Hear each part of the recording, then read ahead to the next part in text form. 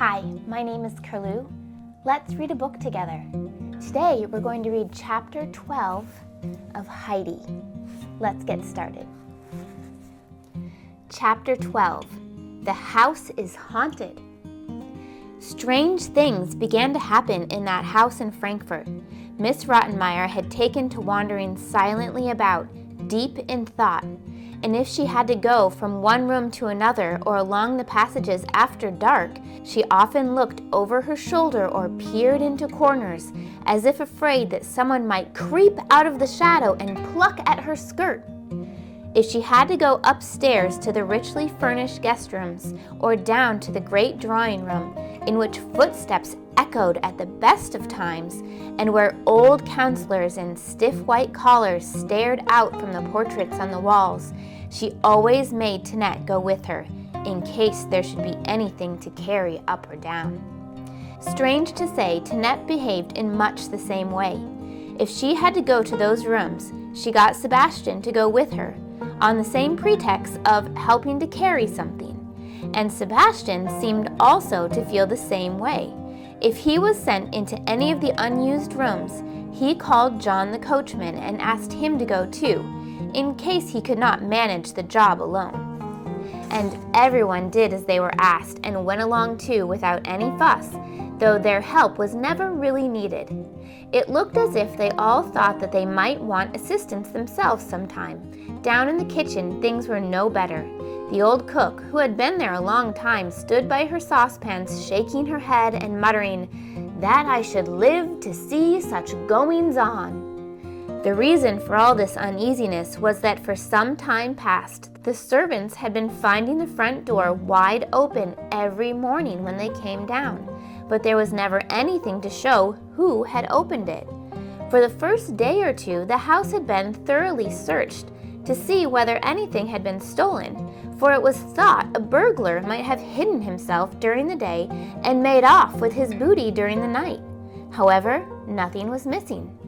Then they double-locked the front door and bolted it every night, but still they found it wide open in the morning, no matter how early the servants came down.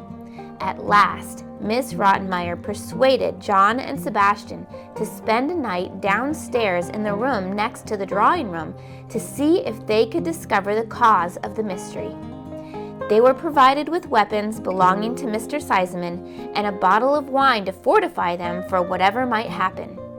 When evening came, they settled down and immediately opened the wine, which soon made them talkative.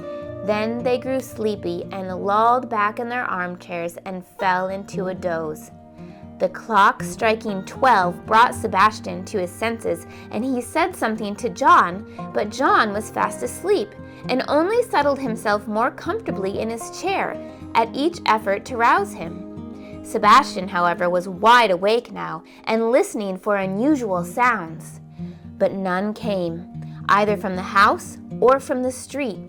In fact, the silence was so deep that he grew uneasy. He saw it was no use trying to wake John by calling him, so he shook him. But another hour passed before John was really awake and remembered what he was there for. He got to his feet then with a fine show of courage and said, "We'd better go and see what's going on. Don't be afraid, just follow me." He pushed open the door, which had been left ajar, and went out into the passage. Almost at once, the candle in his hand was blown out by a gust of wind from the front door, which was standing wide open. He rushed back into the room at that, almost knocking Sebastian over, and slammed the door and locked it. Then he struck a match and lit the candle again. Sebastian did not know what had happened. John was portly enough to block his view completely, and he had seen nothing. He had not even felt the draught, but John was white as a sheet and trembling like an aspen leaf. "What's the matter? What was outside?" Sebastian asked anxiously. "The front door was wide open," John told him, "and there was a white figure on the stairs which suddenly vanished." A cold shiver ran down Sebastian's spine. They sat down close together and did not stir thereafter until it was broad daylight and they could hear people going by in the street. Then they went and shut the front door and then reported to Miss Rottenmeier. They found her already up and dressed, for she had been awake most of the night wondering what they would discover. As soon as she had heard their story, she sat down and wrote very emphatically to Mr. Sesemann, telling him she was so paralyzed with fright she could hardly hold a pen and must beg him to come home at once, as no one in the house could sleep easily in their beds for fear of what might happen next. The answer, by return post, said that it was not possible for Mr. Sesemann to leave his business and return home so precipitately. He was surprised to hear of a ghost about the house and hoped it was only some temporary disturbance. However, if the trouble continued, he suggested that Miss Rottenmeier should write and ask his mother to return to Frankfurt.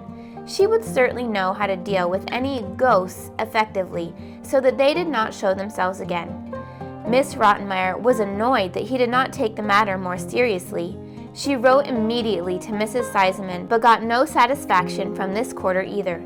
The old lady replied somewhat tartly that she had no intention of traveling all the way to Frankfurt again because Rottenmeier imagined she had seen a ghost. There had never been a ghost in the house, and in the old lady's opinion, the present one would prove to be very much alive.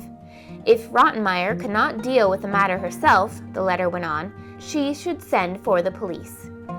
Miss Rottenmeier was not inclined to endure much more, and she had a shrewd idea how to make the Sesemanns take notice of her complaint. So far, she had not told the children anything, as she was afraid they would be too frightened ever to be left alone, and that would have been most tiresome. Now, however, she went straight to the study and told them in a hoarse whisper about the nightly visitations. Clara at once demanded that she should not be left alone, never, not for a single second. "Papa must come home. You must sleep in my room," she cried. "Heidi mustn't be left alone either, in case the ghost does anything to her.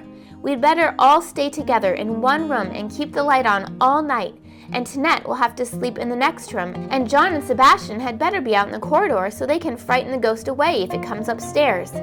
Clara was thoroughly worked up by that time, and Miss Rottenmeier had great difficulty in calming her. "I'll write at once to your papa," she promised, "and put my bed in your room so that you're never alone. But we can't all sleep in one room. If Adelheid is frightened, Tinette shall put up a bed in her room." But Heidi was much more afraid of Tinette than of ghosts, of which indeed she had never heard, so she said she was not frightened and would sleep alone in her own room. Miss Rottenmeier then went to her desk and wrote dutifully to Mr. Sesemann to let him know that the mysterious happenings in the house still continued and were threatening to have a very bad effect on Clara in her delicate state of health. Fright might even send her into fits, she wrote, or bring on an attack of St. Vitus' dance. Her plot was successful. 2 days later, Mr. Sesemann stood at his front door, ringing the bell so vigorously that everyone jumped, thinking the ghost had started playing tricks by daylight. Sebastian peeped through one of the upstairs windows to see what was happening, and at that moment the bell rang again so loudly that there could be no real doubt that a human hand had pulled it. He realized that it was his master and rushed downstairs, almost falling head over heels in his haste. Mr. Sesemann hardly noticed him, but went at once to Clara's room. She welcomed him joyfully, and he was greatly relieved to find her so cheerful and, to all appearances, much as usual. Clara assured him she was really no worse, and was so pleased to see him that she felt quite grateful to the ghost for bringing him home. "And how has the ghost been behaving, Miss Rottenmeier?" he asked the lady with a smile. "Oh, it's a serious matter," she replied stiffly. "I don't think you will be laughing about it tomorrow. It seems to me that something terrible must have happened here sometime in the past, though it has not come out until now. I must ask you not to cast reflections on my entirely respectable forebears," said Mr. Sesemann.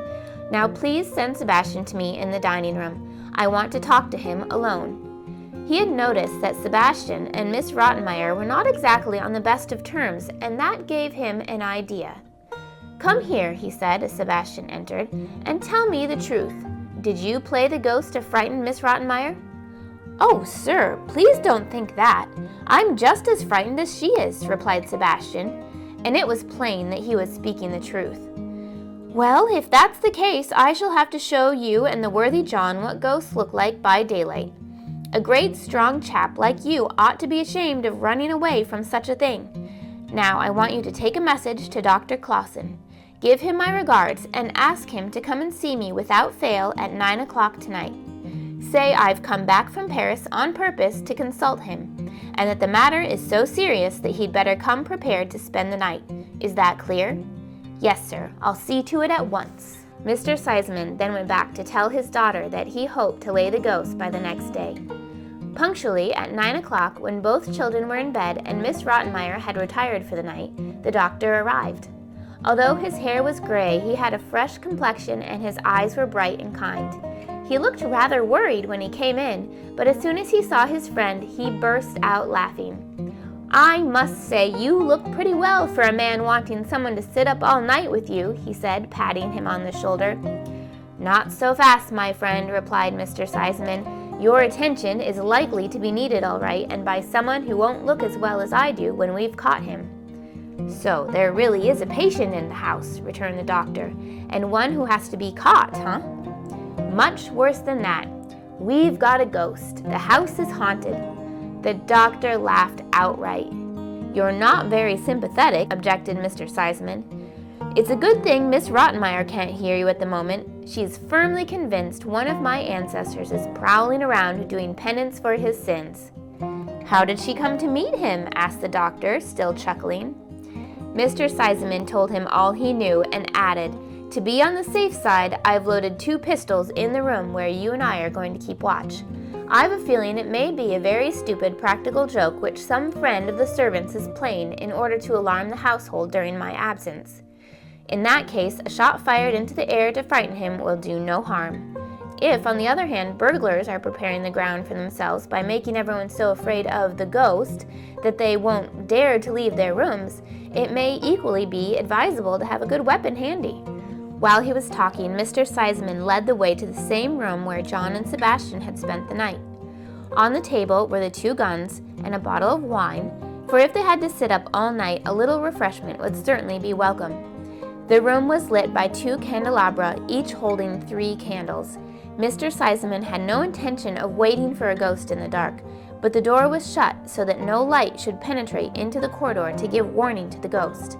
The men settled themselves comfortably in their armchairs for a good chat and a drink. Time passed quickly, and they were quite surprised when the clock struck midnight. "The ghost got wind of us and isn't coming," said the doctor. "We must wait a while yet," replied Mr. Sesemann. "It isn't supposed to appear until about 1 o'clock. So they chatted on for another hour. In the street outside everything was quiet, when suddenly the doctor raised a warning finger. "Did you hear anything, Sesemann?" he asked. They listened and heard distinctly the sound of a bolt being pushed back and a key turned. Then the door opened. Mr. Sesemann reached for his revolver. "You're not afraid, are you?" asked the doctor quietly. "It's better to be careful," the other whispered back. They each took a light in one hand and a revolver in the other and went out into the corridor. There they saw a pale streak of moonlight coming through the open door and shining on a white figure which stood motionless on the threshold. "Who's there?" shouted the doctor so loudly that his voice echoed down the corridor. They both moved towards the front door. The figure turned and gave a little cry. It was Heidi, who stood there barefooted in her white nightgown, staring in bewilderment at the weapons and the lights. She began to tremble and her lips quivered. The men looked at each other in astonishment. "Why, I believe it's your little water carrier," said the doctor. "What are you doing here, child?" asked Mr. Sesemann. "Why have you come downstairs?" Heidi stood before him, white as her nightgown, and answered faintly, "I don't know." "I think this is a case for me," said the doctor. "Let me take the child back to her room while you go and sit down again." He put his revolver on the ground, took Heidi gently by the hand, and led her upstairs. She was still shivering, and he tried to soothe her by speaking in his friendly way to her. "Don't be afraid. Nothing terrible is going to happen. You're all right. When they reached her room, he set the light down on the table and lifted Heidi back into bed. He covered her up carefully, then sat down in a chair beside her and waited until she was more herself. Then he took her hand and said gently, "That's better. Now tell me, where were you going?" "Nowhere," whispered Heidi. "I didn't know I'd gone downstairs. I was just there." Her small hand was cold in the doctor's warm one. "I see," he said. "Can you remember whether you had a dream? One perhaps that seemed very real?" "Oh, yes." Heidi's eyes met him. "I dream every night that I'm back with grandfather and can hear the wind whistling through the fir trees. I know in my dream the stars must be shining brightly outside, and I get up quickly and open the door of the hut, and it's so beautiful. But when I wake up, I'm always still here in Frankfurt." A lump came in her throat and she tried to swallow it. "Have you a pain anywhere?" asked the doctor. "In your head or your back?" "No, but I feel as though there's a great stone in my throat." "As though you have taken a large bite of something and can't swallow it?" Heidi shook her head. "No, as if I wanted to cry." "And do you sometimes have a good cry?" Her lips quivered again. "No, I'm not allowed to. Miss Rottenmeier has forbidden it." "So you swallow it down, I suppose." "You like being in Frankfurt, don't you?" "Yes," she said, but it sounded much more as though she meant to say no. "Where did you live with your grandfather?" "On the mountain." "That wasn't much fun, was it? Didn't you find it rather dull there?" "Oh no, it's wonderful."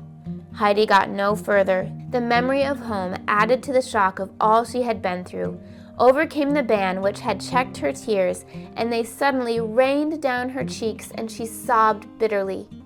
The doctor got up and laid her head gently on the pillow. "Have a good cry. It won't do you any harm," he said.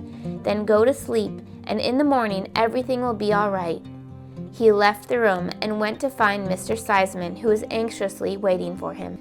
"Well, in the first place, your little foster child is a sleepwalker," he began.